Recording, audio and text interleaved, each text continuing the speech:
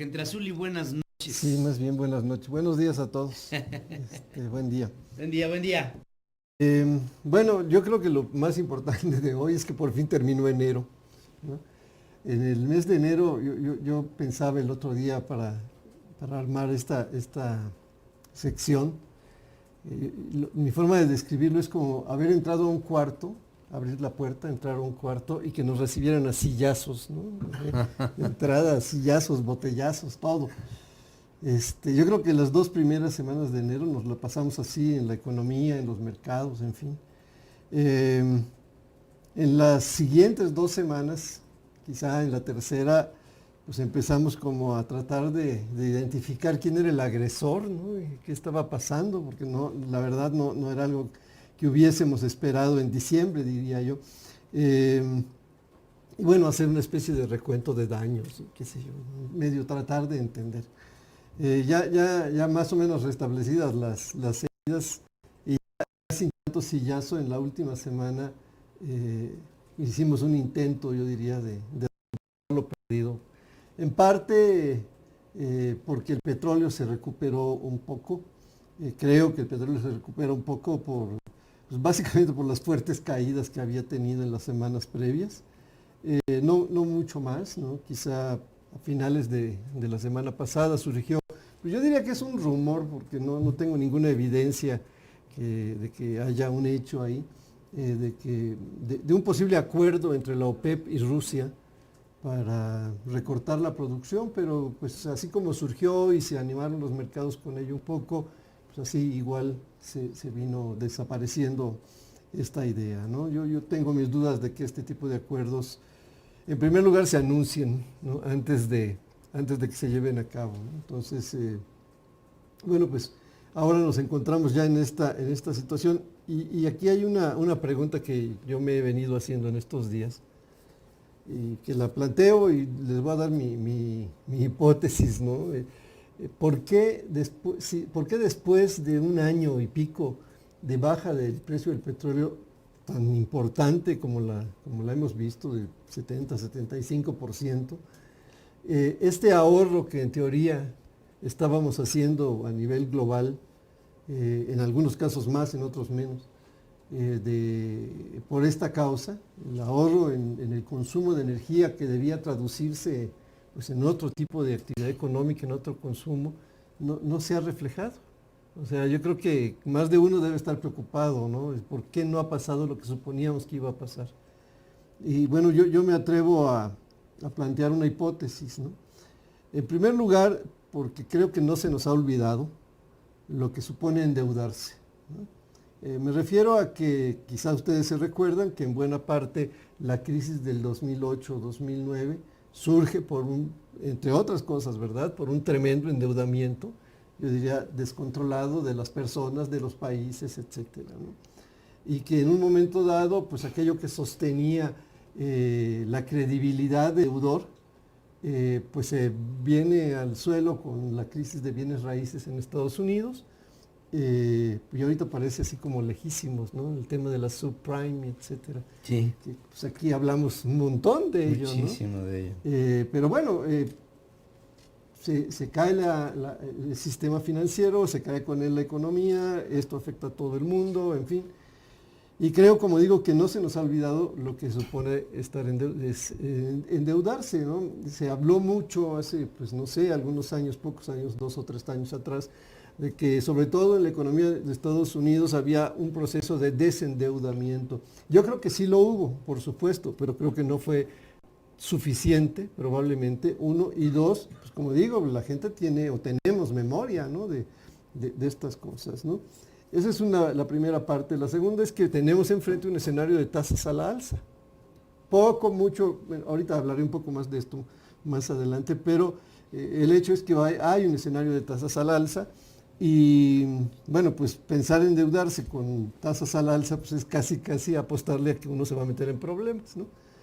Eh, hay un tercer elemento que seguro tú te recordarás ahí cuando a principios de siglo, o a finales del siglo pasado, en este espacio nuestro, yo hablaba mucho del envejecimiento poblacional, que fue un tema que a mí pues ahora sí que me asaltó y que me interesó muchísimo, porque pues como decía yo en aquel entonces y lo sigo pensando, ¿no?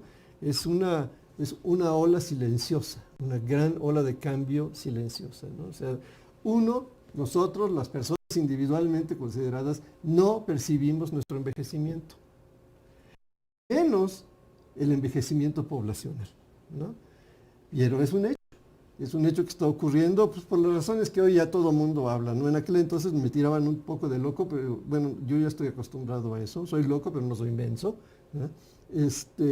Y bueno, lo que pienso es que sí, efectivamente el envejecimiento poblacional ha venido caminando porque nacen menos niños, la tasa de fertilidad o la tasa de reemplazo, como se llama, pues ha disminuido tremendamente alrededor del mundo, ¿no? La tasa de reemplazo es 2.1 nacimientos por mujer en edad de ser fértil.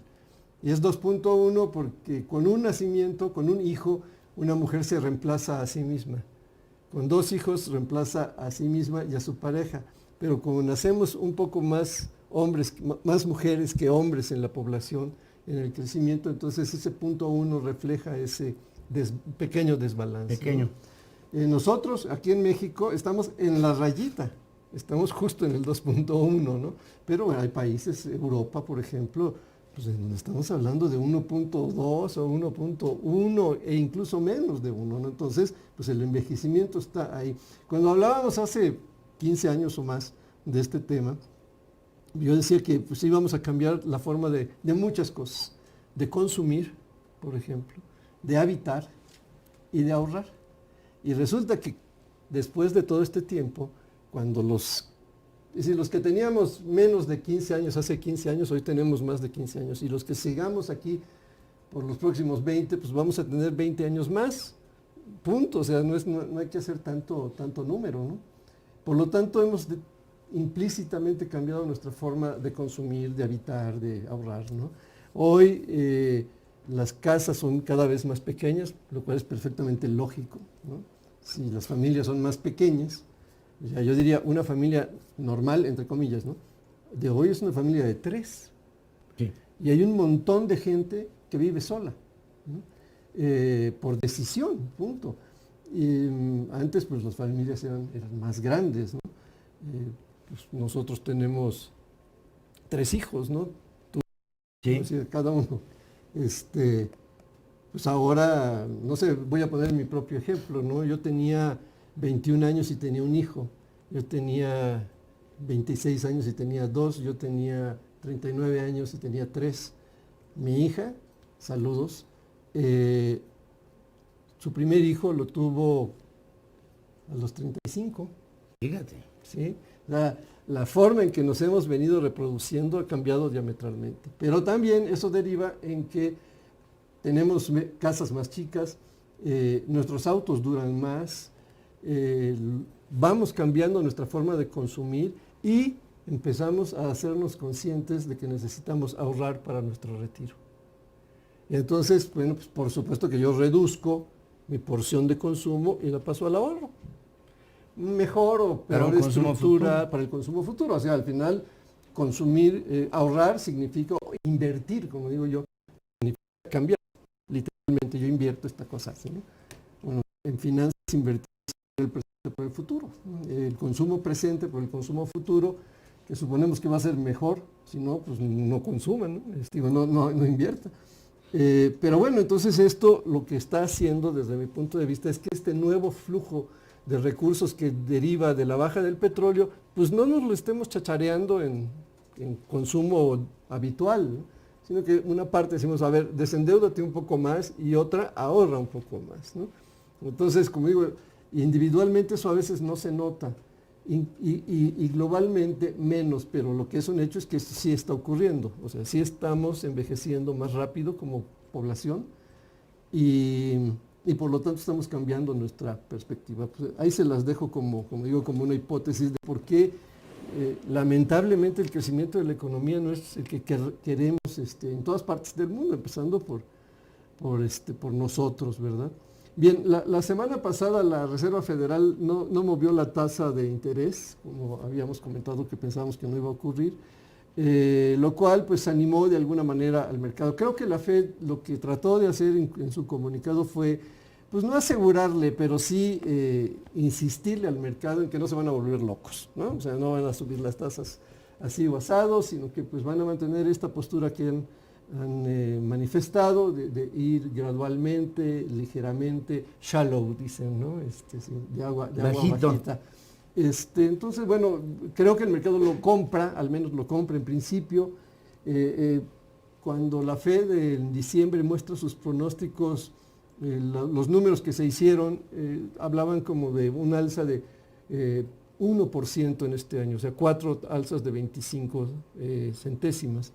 Creo que el mercado está retrocediendo, por lo menos en los números que nosotros vemos y analizamos, pues estamos hablando más bien de 3 y hasta de 2 alzas, ¿no? Y quizá la primera en junio, no en marzo, ¿no? En fin, esto como digo alimentó pues, el ánimo del mercado, porque bueno, la tasa de interés bajando pues no suena tan mal, eso quiere decir que no estamos tan apretados en cuestiones monetarias, ¿no? Y por otro lado, pues yo diría que la Fed insiste, digo, no lo dice explícitamente, pero bueno, pues a buen entendedor, pocas palabras, la Fed está preocupada por la inflación, que sí es muy baja, por el dólar, que sí es muy caro, y por su industria, que bueno, tiene un crecimiento prácticamente de 0 en un año, ¿no? Entonces, pues digo, el hecho de que la industria estadounidense esté en ese estado, pues por supuesto que condiciona de alguna suerte que las tasas vayan a subir, ¿no? Entonces yo creo que esto de la industria es algo muy importante porque bueno, nosotros somos proveedores de aquel país en muchos artículos, en muchas líneas de producto, y una caída de la industria que está teniendo que luchar contra su dólar caro y las importaciones baratas y los competidores más baratos, pues entre ellos estamos nosotros pagando el pato, ¿no? Pero bueno, entonces yo creo que las tasas van a estar más o menos tranquilas durante un rato. La otra cosa que ayudó fue, por supuesto, esto que mencioné del petróleo, y por otra parte, el Banco de Japón, el Banco Central de Japón anunció que va a introducir una mecánica que es poner su tasa de depósito. Los bancos comerciales, a donde vamos nosotros todos los días, o donde hacemos nuestras operaciones, tienen la posibilidad de que el Banco Central reciba como un depositario los fondos que no logran colocar en el público a través del crédito. Esto de no logran es también una cuestión cuestionable, valga la redundancia, porque bueno, al final del camino es una decisión si le presto al público o no le presto al público, ¿no? Y bueno, pues cada quien decide su propia política.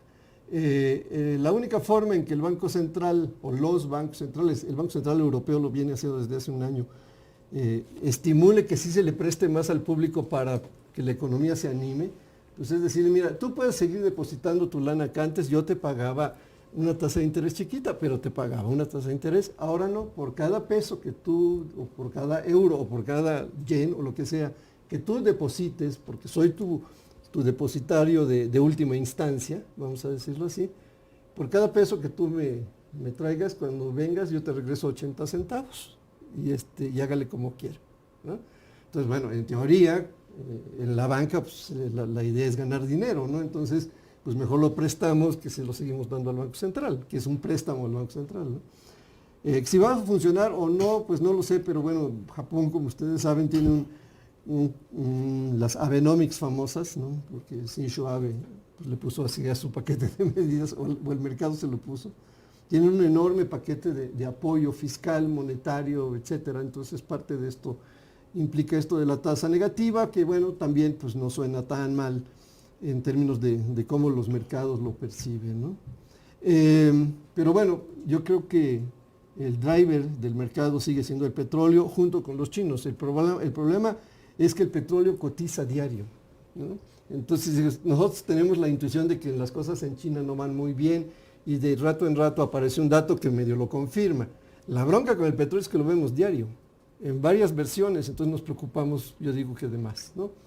Pero bueno, así están las cosas. Esta semana en México, pues hay varios datos, para mí casi todos son importantes. Está el de inversión fija bruta, pues que yo siempre digo, ¿no? Nadie habla de crecimiento si no habla de inversión. El crecimiento no surge por generación espontánea, ¿no? Entonces el dato de inflación fija bruta es importante, ha venido creciendo, pues no al ritmo que nos gustaría, pero ha venido creciendo. También vamos a tener datos de ventas de automóviles, que pues es un sector muy importante y que el año pasado afortunadamente pues tuvo un buen ritmo de crecimiento. No necesariamente va a ser igual ahora, entre otras cosas, porque pues, la economía quizá no crezca al ritmo que estaba pensando, ¿no? Y a finales de la semana tenemos datos de confianza del productor, de la opinión, la encuesta de opinión empresarial y la confianza del consumidor. ¿Okay? Bueno, yo creo que siempre, aunque sean datos... ¿Cómo lo esperas? Yo creo que va a disminuir. Yo creo que va a disminuir porque enero nunca es bueno para el consumidor, como usted sabrá, o como yo sabré. Por una parte, ¿verdad? Y por otro lado, porque el ritmo que traía la economía y que se reflejó en el cuarto trimestre que mejoró, el indicador oportuno del Producto Interno que se publicó el viernes, dice que el último trimestre crecimos 2,5%, pues la economía tiene ciclicidades y el arranque del año siempre es más lento, ¿no? Entonces uno lo recibe o lo resiente en sus decisiones y en sus opiniones, ¿no? Son datos, ¿cómo se dice?, cualitativos, pero a mí me parece siempre muy importantes, ¿no? Estados Unidos, bueno, hoy es ¿cómo se llama? El caucus en Iowa. El caucus en Iowa. Donde empieza, pues ahora sí que la carrera final para ver quién es el candidato de cada partido. Me parece que pues es importante para los mercados y para nosotros, ¿no? Como ciudadanos del planeta. Y otras cosas, van a haber datos de manufactura muy importantes, diría yo, por esto que comentaba del mal estado de la industria en aquel país. De construcción, mejorando, también hay venta de autos domésticos y al final de la semana, el viernes, el dato de empleo del mes de enero, que siempre ha sido importante, la estimación son 200,000 empleos en ese mes, veremos qué tenemos y veremos cómo reaccionan los mercados.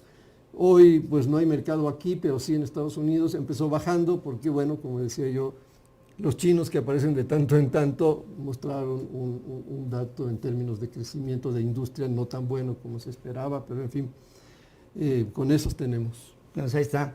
Hay, como dice el principio de su comentario, yo creo que es lo más importante. Lo bueno es que ya se acabó enero. Hijo, sí, ¿Ah? Fue Fíjense, pensábamos que iba a haber muchas variables que nos iban a sorprender en este 2016, pero no las pensábamos tan temprano. Sí, y menos asillazos. Asillazos, pues sí, y en medio de la oscuridad.